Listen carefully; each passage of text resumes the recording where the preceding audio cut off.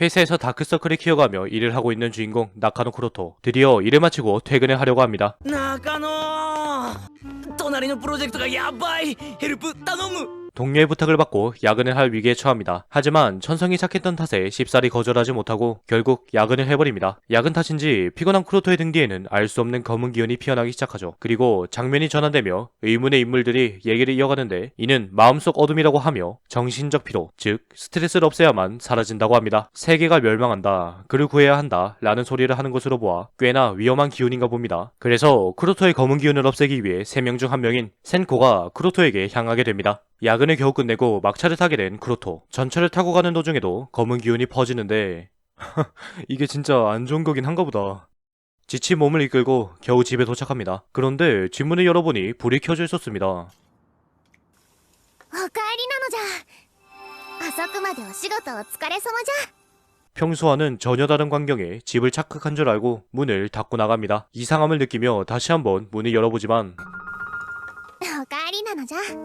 遅くまでお仕事お疲れ様じゃ。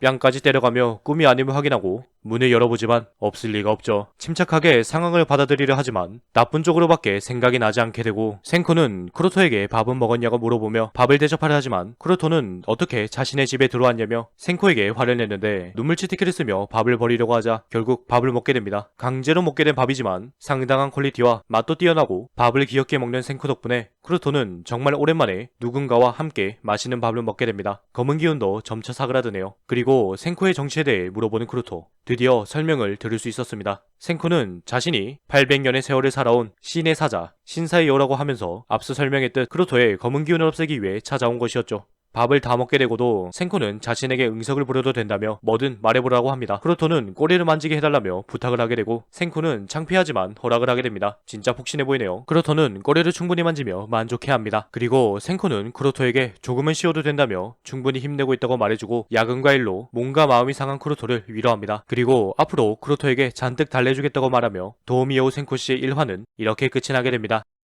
도우미여우 센코씨는 2019년 4월 2분기에 방영을 했었던 애니메이션입니다. 항상 바쁘고 넘쳐나는 야근에 몸과 마음이 상한 쿠로토를 도와주기 위해 센코가 쿠로토의 집으로 찾아가 힐링을 해주고 치유를 해주는 옴니버스식 일상물입니다. 애니메이션 특유의 포근한 작화와 색감 덕분에 보는 사람도 같이 힐링이 되는 기분을 느낄 수 있죠. 일상물의 포근함과 힐링을 느끼고 싶은 분들에게 추천하는 애니 도우미여우 센코씨였습니다.